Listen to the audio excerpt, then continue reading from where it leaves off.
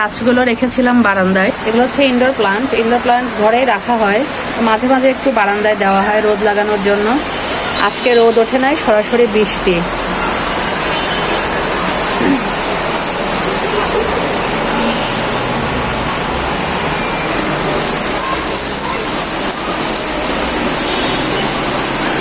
আমার হাসনাহেনা গাছের ডালটা অনেক দূর বেয়ে গিয়েছে।